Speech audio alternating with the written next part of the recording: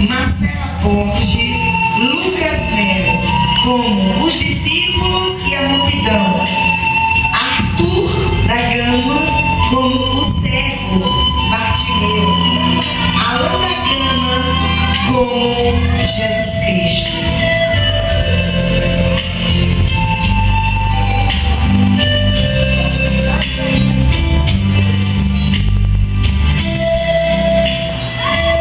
Ele para sozinho. Chegaram a Jericó, e quando saía de Jericó com seus discípulos e uma considerável multidão, o filho de Timeu, Bartimeu, um mendigo cego, estava sentado junto ao caminho.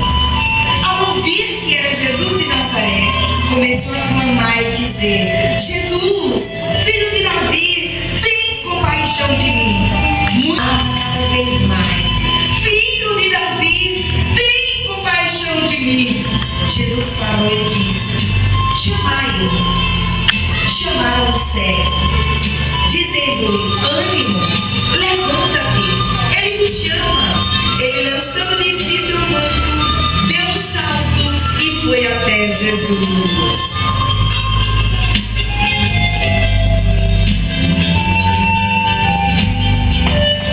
E Jesus, dirigindo-lhe a palavra, disse: que queres que eu faça por ti? E o cego lhe disse: mestre, que eu recobre a visão. Jesus lhe disse: vai, tua fé te curou. E em seguida recobrou a visão e seguiu Jesus pelo caminho.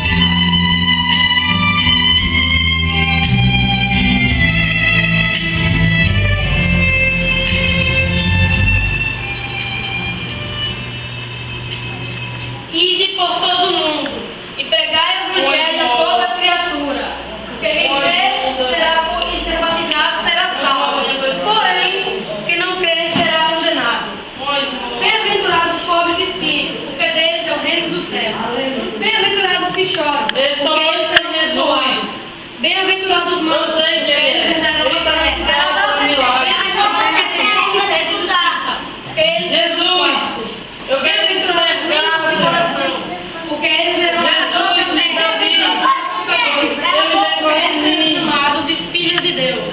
Jesus, por favor, misericórdia, eu quero enxergar mais uma vez. Traga este homem até mim.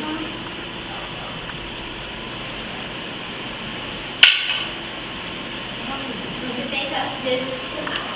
O que queres que eu te faça? Eu quero ver, eu quero enxergar. Veja, a tua fé te curou. Glória a Deus!